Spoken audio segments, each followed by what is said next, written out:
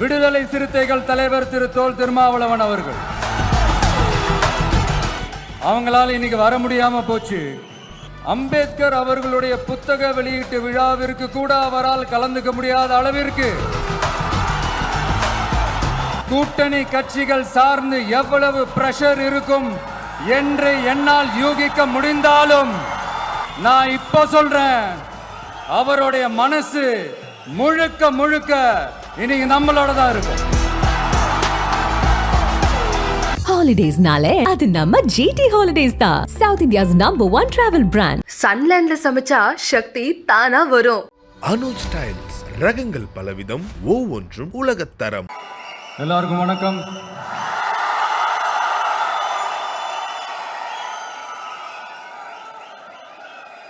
அண்ணல் அம்பேத்கர் அவர்களுடைய இந்த நூல் வெளியீட்டு விழாவில் கலந்துக்கிறது, அதுவும் இந்த முக்கியமான நாளில் கலந்துக்கிறது எனக்கு கிடைச்ச மிகப்பெரிய ஒரு வரமாக நான் நினைக்கிறேன். விகடன் குழும நிறுவன தலைவர் திரு ஸ்ரீனிவாசன் அவர்கள், அண்ணல் அம்பேத்கர் அவர்களுடைய பேரன் திரு ஆனந்த் டெல்டும்டே அவர்கள்,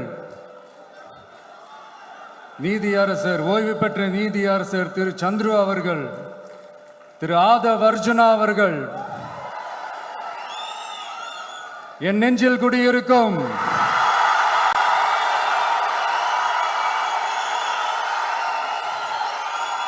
என்னுடைய நண்பா நண்பிகள், தோழா தோழிகள்,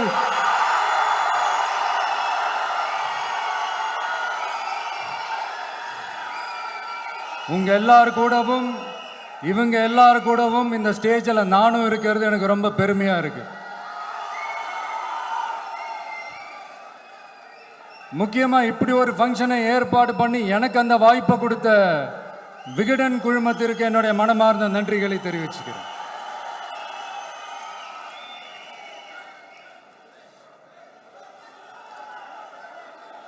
இன்னைக்கும் நிறைய பேர்கிட்ட உங்க ஃபேவரட்டான ஹாலிடே டெஸ்டினேஷன் எதுன்னு கேட்டீங்கன்னா நியூயார்க் சிட்டின்னு சொல்லுவாங்க. ஏன்னா அங்கே போய் ஒரு 2-3 நாள் தங்கிட்டு வர்றதே அது ஒரு பெரிய ஸ்டேட்டஸ் ஆகவும் ஒரு பெரிய அச்சீவ்மெண்ட் ஆகவும் நினைப்பாங்க. ஆனால் 100 வருஷத்துக்கு முன்னாடியே நியூயார்க்லாம் போய் அங்கே உலக புகழ் பெற்ற கொலம்பியா யூனிவர்சிட்டியிலலாம் போய் படித்து டாக்டர் பட்டம் வாங்கி சாதித்த ஒரு அசாத்திய மாணவர் ஒருத்தர் இருந்தார். அது கூட பெருசு இல்லை, அவர் எந்த சூழ்நிலையில் அங்கே போய் படித்து சாதிச்சாருன்றது தான் மிகப்பெரிய விஷயம். அன்னைக்கு அந்த மாணவரை, நீ இந்த சாதியில் பிறந்திருக்கிற, உனக்கெல்லாம் படிக்கிறதுக்கெல்லாம் தகுதி இல்லை, நீ எல்லாம் எதுக்கு ஸ்கூலுக்கு வர, அப்படி இப்படின்ட்டு அவர் வாழ்கிற சமூகமே அவரை தடுத்துச்சு. அதையும் மீறி அந்த மாணவர் பள்ளிக்கூடம் போனால் சக மாணவர்களுடன் சரிசமாக உட்கார்ந்து படிக்க அவருக்கு அனுமதி இல்லை. தாக எடுத்தா தண்ணி கூட குடிக்க முடியல. அப்படி அத்தனை சக்திகளும் அவருக்கு எதிராக இருந்தது. ஆனால் ஒரே ஒரு சக்தி மட்டும்தான், நீ படி, எத்தனை தடைகள் வந்தாலும் படி, தொடர்ந்து படி அப்படின்னு சொல்லிக்கிட்டே இருந்தது.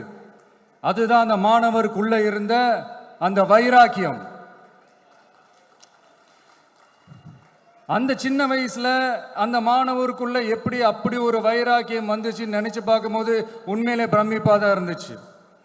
அந்த வைராக்கியம் தான் அந்த மாணவரை பிற்காலத்தில் இந்த நாட்டோட ஒரு தலை சிறந்த இன்டெலெக்சுவலா டிரான்ஸ்ஃபார்ம் ஆகிறதுக்கும் காரணமா இருந்துச்சு. எனக்கு தெரிஞ்ச உலக வரலாற்றிலே இப்படி ஒரு டிரான்ஸ்ஃபர்மேஷனை யாரும் பார்த்துருக்க மாட்டாங்க. அந்த மாணவர் வேற யாரும் இல்லை, நம்மளுடைய அண்ணல் அம்பேத்கர் அவர்கள் தான்.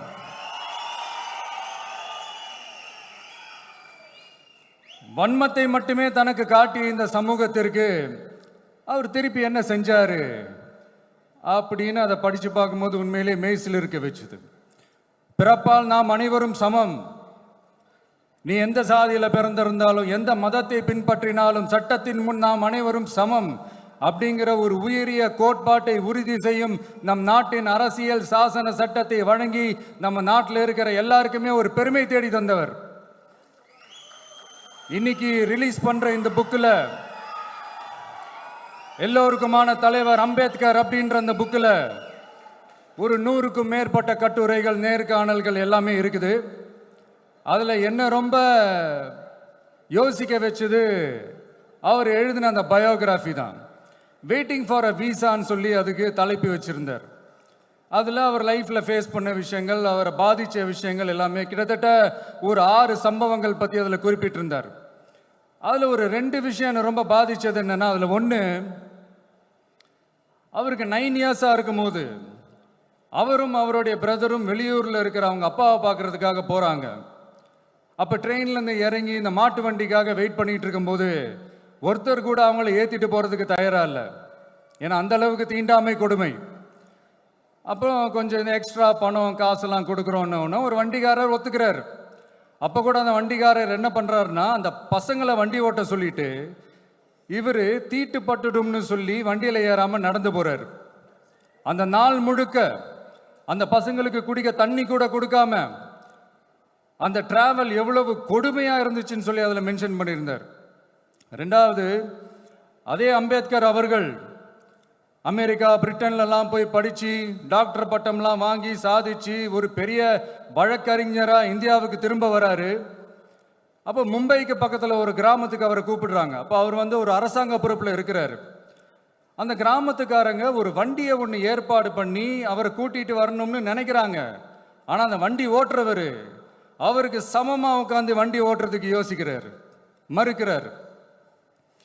ஒரு லண்டனுக்கு போய் ஒரு பாரிஸ்டர் பட்டம் வாங்கிய அம்பேத்கரை விட ஒரு வண்டி ஓட்டுறவர் தன்னை உயர்ந்தவனா நினைக்கிறார். அதுதான் அந்த சமூக கொடுமை தான் அவரை சமத்துவத்துக்காக போராட வச்சுது. எனக்கு ஒரு டவுட்டுங்க, இன்னைக்கு திரு அம்பேத்கர் அவர்கள் உயிரோடு இருந்திருந்தா என்ன நினைப்பாரு? இன்னைக்கு இருக்கிற நம்ம இந்தியாவை பார்த்து அவர் பெருமைப்படுவாரா, இல்லை வருத்தப்படுவாரா, இல்லை அப்படியே வருத்தப்பட்ட எதை நினைச்சு வருத்தப்படுவாரு? இன்னைக்கு நம்ம நாடு முழு வளர்ச்சி அடையணும்னா ஜனநாயகம் காக்கப்படணும். அந்த ஜனநாயகம் காக்கப்படணும்னா அரசியல் அமைப்பு சட்டம் காக்கப்படணும். அதுக்கான பொறுப்பு, அந்த கடமை நம்ம ஒவ்வொருத்தருக்கிட்டையும் இருக்கணும்னு தோணுச்சு. அந்த பொறுப்போடும் அந்த கடமையோடும் தான் இதை நான் ஆணித்தரமாக சொல்கிறேன். ஜனநாயகத்தை நாணிவேர் ஃப்ரீ அண்ட் ஃபேர் எலெக்ஷன்ஸ், சுதந்திரமான மற்றும் நியாயமான தேர்தல். நியாயமாக நடக்கலைன்னு நான் சொல்ல வரல, பட் சுதந்திரமாகவும் நியாயமாகவும் தான் தேர்தல் நடக்குது அப்படிங்கிற அந்த அசைக்க முடியாத நம்பிக்கை நம்ம ஒவ்வொரு இந்தியனுக்கும் இருக்கணும்னு தோணுச்சு. அது அமையணும்னா தேர்தல் ஆணையர்கள் கான்சென்சஸ், அதாவது ஒருமித்த கருத்து அடிப்படையில் மட்டும்தான் நியமிக்கப்பட வேண்டும் அப்படின்றதான் என்னுடைய ஒரு வலிமையான ஒரு கோரிக்கை. 2வது, ஏப்ரல் 14 அண்ணல் அம்பேத்கர் அவர்களுடைய பிறந்த நாள். அன்னைக்கு தான் நம்ம ஒட்டுமொத்த இந்தியர்களுக்குமான ஜனநாயக உரிமைகள் பிறந்த தினம். அதனால் அந்த டேட்டை இந்தியாவோட ஜனநாயக உரிமைகள் தினமா அறிவிக்கணும்.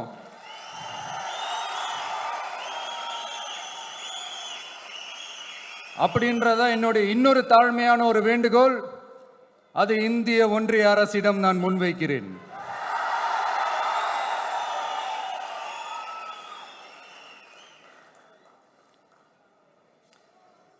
அம்பேத்கர் அவர்களை பற்றி யோசிக்கும் போது கண்டிப்பா சட்டம் ஒழுங்கு சமூக நீதியை பற்றி யோசிக்காம இருக்கவே முடியாது. இன்னைக்கும் மணிப்பூரில் என்ன நடக்குதுன்னு நம்ம எல்லாருக்குமே தெரியும். ஆனா அதை பற்றி கொஞ்சம் கூட அதை கண்டுக்காம ஒரு அரசு மேல இருந்து நம்மளை ஆண்டுகிட்டு இருக்கு.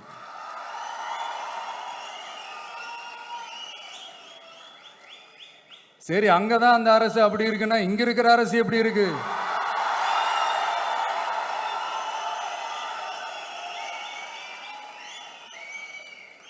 இங்க நம்ம தமிழ்நாட்டில் வேங்கை வயல்னு ஒரு ஊர்ல என்ன நடந்துச்சுன்னு நம்ம எல்லாருக்குமே தெரியும். சமூக நீதி பேசுற இங்க இருக்கிற அரசு அதுக்கு எந்த விதமான ஒரு நடவடிக்கை எடுத்த மாதிரியே எனக்கு தெரியலையே. இவ்வளவு காலங்கள் தாண்டி, இத்தனை வருஷங்கள் தாண்டி ஒரு துரும்ப கூட கிள்ளி போடலையே. அதுதான் இதெல்லாம் இன்னைக்கு அம்பேத்கர் அவர்கள் இன்னைக்கு பார்த்தாருன்னா வெக்கப்பட்டு தலை குனிஞ்சு போவார்ல. கரெக்டு, நம்ம நடக்கிற பிரச்சனைகள், நடக்கிற கொடுமைகளுக்கெல்லாம் நம்ம குரல் கொடுக்கணும். ஆனா நடக்கிற பிரச்சனைகள் 1 2 பெண் குழந்தைகளுக்கு எதிரா, பெண்களுக்கு எதிரா, ஏன் மனித உயிர்களுக்கு எதிரா, இதெல்லாம் நம்ம பார்க்கிறோம், படிக்கிறோம், மற்றவங்க கிட்ட இருந்து கேட்டு தெரிஞ்சுக்கிறோம். இதுக்கெல்லாம் ஒரு நிரந்தரமான ஒரு தீர்வு என்ன தெரியுமா? ரொம்ப சிம்பிள் தான். நம்ம தமிழ்நாட்டு மக்களுக்கு தேவையான அடிப்படை வசதிகளை பாதுகாப்புடன் முழுமையாக அளிக்கும். அதான் சொன்னேன், இது அமைஞ்சிட்டாலே போதும், அதான் ரொம்ப சிம்பிள்னு சொன்னேன். அதனால இங்க டெய்லி நடக்கிற பிரச்சனைகளுக்கு சம்பிரதாயத்துக்காக ட்வீட் போடுறதும், சம்பிரதாயத்துக்காக அறிக்கை விடுறதும், சம்பிரதாயத்துக்காக நானும் மக்களோட மக்களா இருக்கிறேன்னு காட்டிக்கிறதும், சம்பிரதாயத்துக்காக மழை தண்ணியில நின்று போட்டோ எடுக்கிறதும்,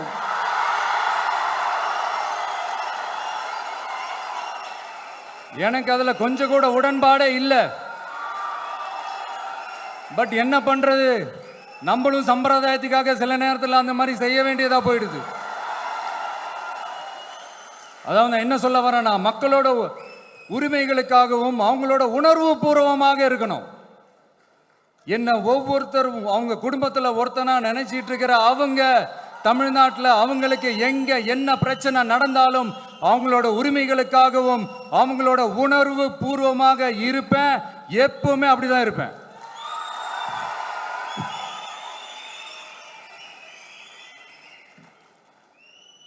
மக்கள் உணர்வுகளை மதிக்க தெரியாத, மக்களுக்கு அடிப்படை சமூக நீதியான பாதுகாப்பை கூட உறுதி செய்ய இயலாத, கூட்டணி கணக்குகளை மட்டுமே நம்பி இருமாப்புடன் 200 வெல்வோம்,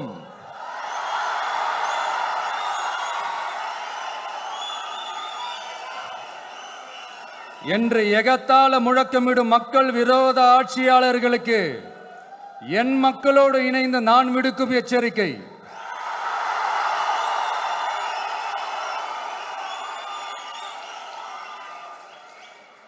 நீங்க உங்களோட சுயநலனுக்காக பல வழிகளில் பாதுகாத்து வரும் உங்கள் கூட்டணி கணக்குகள் அனைத்தும்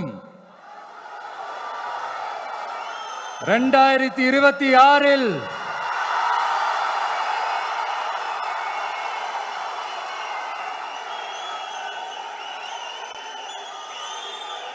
மக்களே மைனஸ் ஆக்கி விடுவார்கள். மக்களே மைனஸ் ஆக்கி விடுவார்கள். மக்களே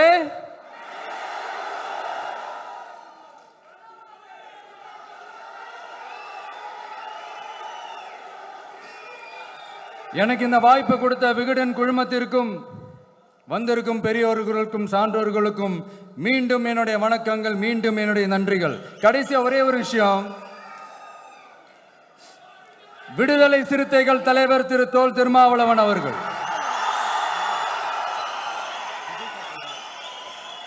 அவங்களால இன்னைக்கு வர முடியாம போச்சு.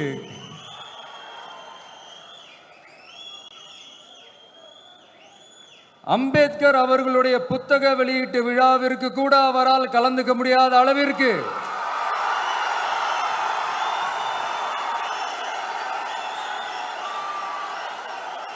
கூட்டணி கட்சிகள் சார்ந்து எவ்வளவு பிரஷர் இருக்கும் என்று என்னால் யூகிக்க முடிந்தாலும் நான் இப்ப சொல்றேன், அவருடைய மனசு முழுக்க முழுக்க இன்னைக்கு நம்மளோட தான் இருக்கும். நன்றி, வணக்கம்.